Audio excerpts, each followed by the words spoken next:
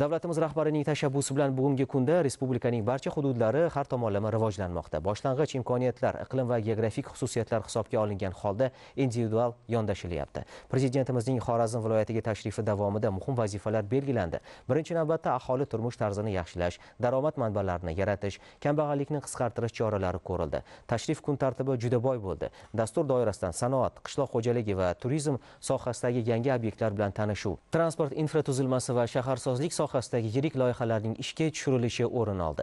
Xorazm xaritasida yana bir marvarid paydo bo'ldi. Bu ochilish marosimi muhim voqeaga aylangan Arda Xiva majmuasidir.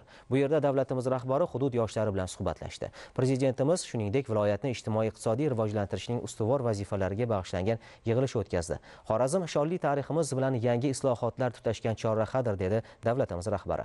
Darhaqiqat ijtimoiy davlat tamoyillari asosida hududlarda, xususan Xorazm viloyatida odamlarning manfaatlari ta'minlanmoqda. Butun ijtimoiy soha takomillashtirilmoqda. Bu esa tabiiyki iqtisodiy o'sishga hamda fuqarolarning farovonlik darajasi oshishiga turtki beradi. Xorazm xalqi nihoyat darajada xursand. Chunki har gal muhtaram prezidentimiz tashriflarini intiqib orzu qilib kutadilar. Qaysi bir mahallaga borasizmi, qaysi bir xiyobonga borasizmi, ko'chalarda yurasizmi, o'zgarishlarni sezamiz. Turizmga e'tiborni qaratdilar. Bu degani iqtisod, bu degani mablag', bu degani pul degani, Xorazmning iqtisodini ko'tarish degani, bu investitsiya degani.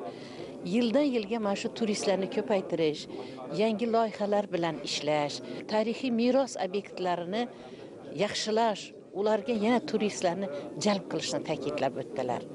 Oldinlari ko'chada yurganimizda yoki biror bir xonadonni oldinda ko'rsak, bitta gul o'ssa, hamma hayrat bilan qararadi shu gulga. Qarangki, bugun ko'chalar qanday gulzorga aylanib ketdi.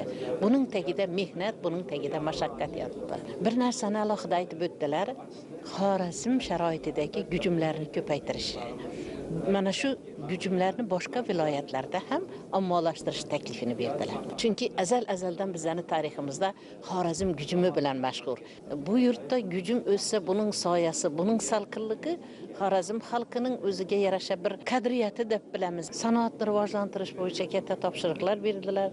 Shularning ichida men juda ham bir hayratlangan jihatim, bir paytlari qumloq bo'lib yotgan, Tuproqqal'a tumani cho'l bo'lib yotgan joyda 4,5 ming gektar yerga raps o'simlikini ekish va undan bioetanol moddasini olish taklifini berdilar. Xorazm xalqini sevadigan muhtaram prezidentimiz bor bizni.